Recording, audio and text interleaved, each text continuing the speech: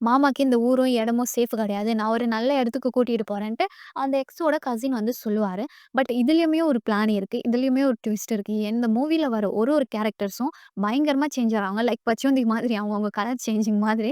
So காசு யார் குடுக்குறாங்களோ, அவங்க பின்னாடியே போயிடுவாங்க.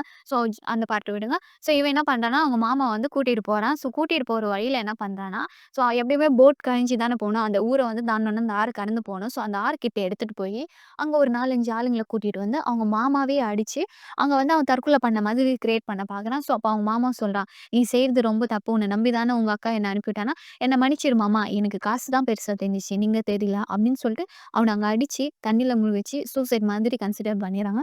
ஸோ மார்னிங் அந்த டைம்ல வந்து முடிஞ்சோனே, இவன் என்ன பண்றான்னா, அழுது அழுது வரான். "மாமா நாங்க போற வழியிலேயே சூசைட் பண்ணிக்கினாரு. போட்லருந்து விழுந்து."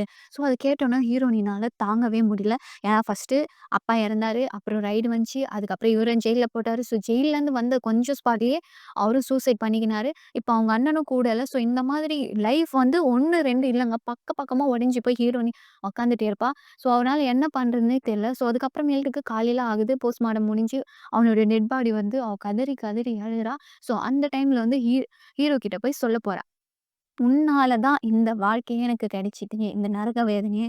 ஸோ அந்த டைம் வந்து ஹீரோ வந்து ரொம்பவே காமா சொல்லுவான். என்னன்னா, "நீ கவலைப்படாத. நான் இன்வெஸ்டிகேஷன் ஆரம்பிச்சிருக்கேன். கண்டிப்பா உங்க ஹஸ்பண்ட் சூசைடா இல்ல மர்டரான்னு நான் கண்டுபிடிப்பேன்னா, உன்ன நான் நெனச்சது ஒண்ணு, நீ வந்தது ஒண்ணுன்ட்டு" ஹீரோயினி சொல்லிட்டு வெளிய வந்துருவா. பட் அந்த நைட்டு தான் ஹீரோக்கு ஒரு விஷயமே தெரிஞ்சிருக்கும். என்னன்னா, அவன் இவ்ளோ இம்ப்ரூவ் ஆனதுக்கு காசு வந்ததும் சரி, அவ லவ் பண்ணது பொய்ன்னு நெனச்சதும் சரி, எல்லாமே ஆப்போசிட் தான். ஸோ ஹீரோவும், ஹீரோயினியும் ஒரு டே வந்து மாட்றாங்க பார்த்தீங்களா? அந்த டே வந்து ஹீரோயினிய வந்து அவங்க அப்பா எடுத்துட்டு போய் செம்ம அடி அடிப்பான். அடிச்சுட்டு என்ன சொல்லுவான்னா, "நீ வெளிய போய் இவன லவ் பண்ணலன்னு சொன்னனா, கண்டிப்பா உங்க ஃபேமிலியவே நான் உண்டியல்ன்னு ஆக்கி எல்லாரையுமே கொளுத்தி போட்டுருவேன்னு" சொல்லிருவான். ஸோ அதுக்கு பயந்துன்னு மட்டும் தான் இவ ஒத்துந்துப்பா. நான் இவன லவ் பண்ணல. இவன் தான் என் பின்னாடி திரிஞ்சான்ட்டு. பட் இருந்தாலும் அவங்க வீட்ட கொளுத்துனனால, இவ போய் அவங்க அப்பா கிட்ட சண்டலாம் போட்டுவா.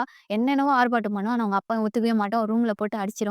ஸோ தென் என்ன பண்ணுவான்னா, ஹீரோவோட சித்திய வச்சு தான் மாசம் மாசம் அவனுக்கு காசு அனுப்பிட்டே இருப்பான். அவன் ஒரு நல்ல ஆளா வரணும். மேலும் படிச்சு அவன் அவன் நெனச்ச ஒரு அச்சீவ்மென்ட்க்கு போணுன்ட்டு அவளே கஷ்டப்படுத்தி ஒரு ரூம்க்குள்ளேயே அடைஞ்சு இருந்து, கொஞ்சம் கொஞ்சமா அவ நரக வாழ்க்கைய தான் வாழ்வா. யார்கிட்டயுமே பேசாம, காலேஜ் போகாம, எல்லா ஃப்ரீடமும் அவள்லருந்து போயிட்டாலும், ஹீரோக்கு காசு அனுப்புறத மட்டும் விடாம இருந்திருப்பா.